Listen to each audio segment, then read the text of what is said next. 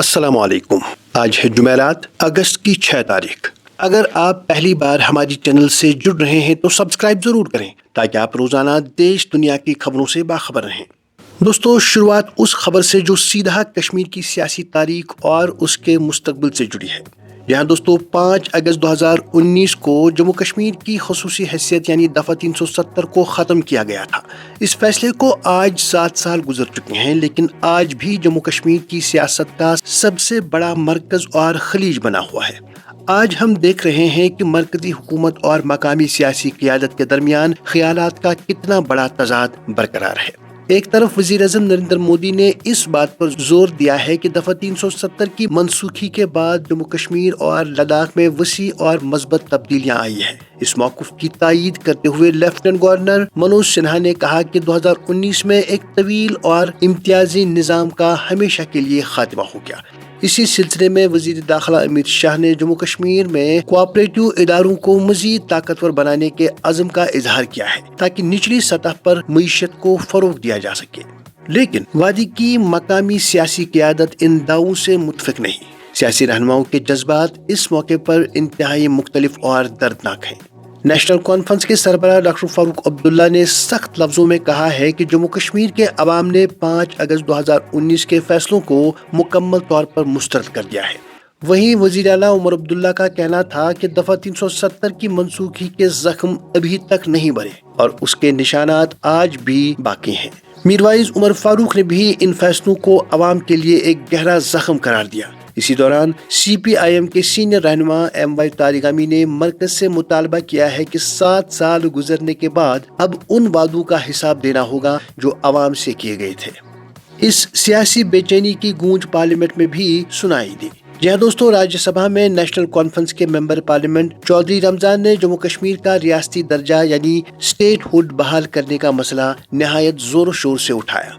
اس احتجاج میں انہیں تب قومی سطح پر حمایت حاصل ہوئی جب کانگریس کے رہنما راہل گاندھی اور ملک ارجن کھڑگے نے پارلیمنٹ کے باہر جموں کشمیر کی اسٹیٹ ہوڈ کی مانگ کرنے والے جے کے این سی کے اراکین کے احتجاج میں بڑھ چڑھ کر شرکت کی۔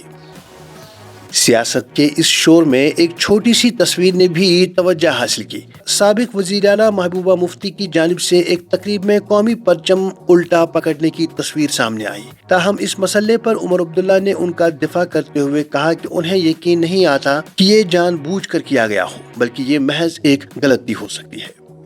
اب رخ کرتے ہیں موسم اور ماحولیات کی طرف، تو کشمیر کے جنوبی ضلع کلگام کے علاقے نندی مرگ سے ایک خوفناک واقعہ سامنے آیا ہے۔ وہاں اچانک بادل پھٹنے کی وجہ سے نملن اور دیگر مقامی ندی نالوں میں پانی کی سطح میں شدید اور اچانک اضافہ ہو گیا ہے۔ لیکن ماحولیات کی ان خبروں کے درمیان ایک مثبت خبر بھی ہے۔ نگین لیک کنزرویشن آرگنائزیشن یعنی NLCO کو جھیلوں اور آبی ذخائر کو بچانے کی عوامی کوششوں پر Islamic University of Science and Technology کی ایک کانفرنس میں اعزاز سے نوازا گیا ہے۔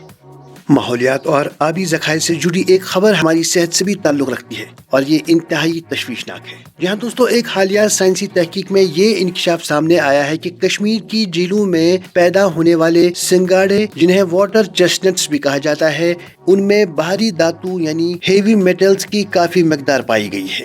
یہ بھاری دھاتیں انسانی صحت کے لیے شدید خطرات پیدا کر سکتی ہیں۔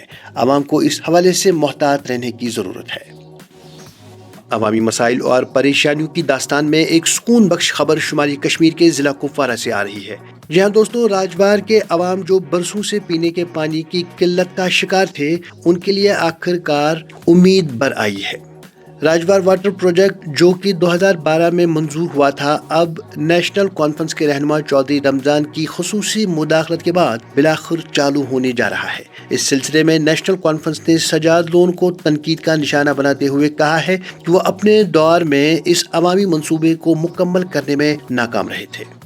اب نظر ڈالتے ہیں قومی خبروں پر، جہاں طلبہ کے مستقبل کو محفوظ رکھنے کے لیے یونیورسٹی گرانٹس کمیشن نے ملک بھر میں 32 جعلی اور غیر منظور شدہ یونیورسٹیوں کی نشاندہی کی ہے۔ مرکزی حکومت نے تمام ریاستوں اور یونین ٹیریٹریز کو سختی سے ہدایت دی ہے کہ وہ ان جعلی اداروں کے خلاف فوری قانونی کارروائی کریں۔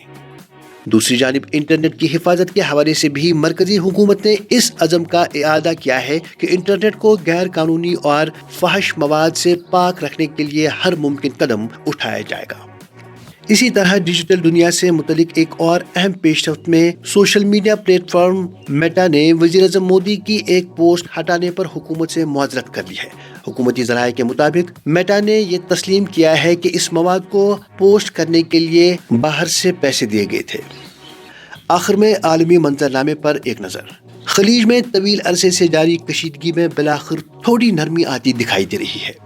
ایران اور عمان کے درمیان نہایت اہم سفارتی پیش رفت ہوئی ہے۔ دونوں ممالک نے عالمی تجارت کی اہم گزرگاہ آبنائے ہرمز میں بحری جہازوں کے راستے کے کوآرڈینیشن پر اتفاق کر لیا ہے۔ اس سے بھی بڑھ کر عالمی معیشت کے لیے بڑی خبر یہ ہے کہ امریکہ اور ایران کے درمیان جاری مذاکرات میں کافی پیش رفت دیکھی گئی ہے۔ ان حالات میں بہتری کے اثرات سیدھا عالمی منڈی پر ہیں، جس کے نتیجے میں کچے تیل یعنی کروڈ آئل کی قیمتوں میں نمایاں کمی واقع ہوئی ہے، جو مہنگائی کے اس دور میں پوری دنیا کے لیے ایک اچھا شگون ہے۔ تو ناظرین، یہ تھی آج کی بڑی اور اہم خبریں۔ اگر آپ چاہتے ہیں کہ ہر روز آپ تک اسی طرح سے بڑی خبریں پہنچیں تو چینل سبسکرائب ضرور کریں۔